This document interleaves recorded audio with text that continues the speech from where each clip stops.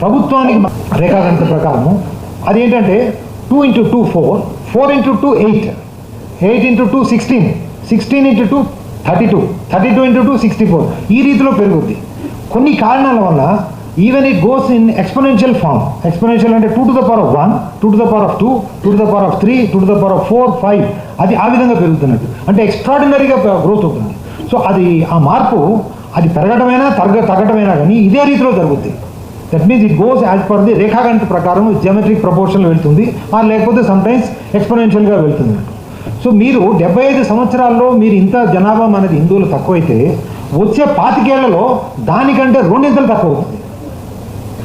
25 ఏళ్ళలోనే ఆ తర్వాత వచ్చే 10 ఏళ్లలో ఇంకా 4 ఇంతలు తక్కువ అవుతున్నట్టు. So the decline will be extraordinary sharp.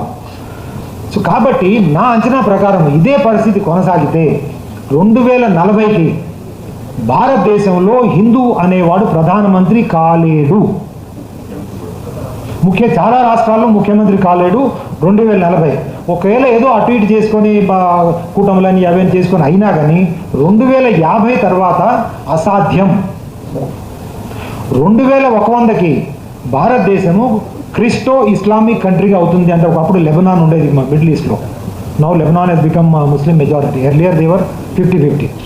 So 2100కి 2100 సంవత్సరానికి అంటే ఇంకో 75 సంవత్సరాల్లో అక్కడ మన హిందువుల పరిస్థితి ప్రస్తుతం పాకిస్తాన్లో బంగ్లాదేశ్లో హిందువుల దుస్థితి ఎలా ఉందో అలానే ఉంటుంది మనకి. అయితే ఆఫ్ఘనిస్తాన్లో హిందువులు మైనారిటీలు అయిపోయి భారతదేశాన్ని పరిగెత్తుకొని వచ్చారు, పలాయనం చేశారు.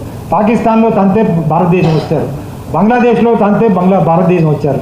శ్రీలంక ఎల్టీటీ ఆ టైంలో జరిగితే వాళ్ళందరూ ఇటు తమిళనాడు వచ్చారు ఇక్కడికి. మరి భారతదేశంలోనే హిందువులు మైనారిటీ అయిపోతే ఎక్కడ పోతారు? ఏమన్నా దేశం ఉందా ప్రపంచంలో? హిందూ దేశం అనేది ఉందా? ఎక్కడ పోతారు? ఇది నేను చెప్పేది ఏంటంటే రాజకీయానికి సంబంధించింది కాదు, ఇది మన అస్తిత్వానికి సంబంధించింది. It's a question of our survival. Hinduism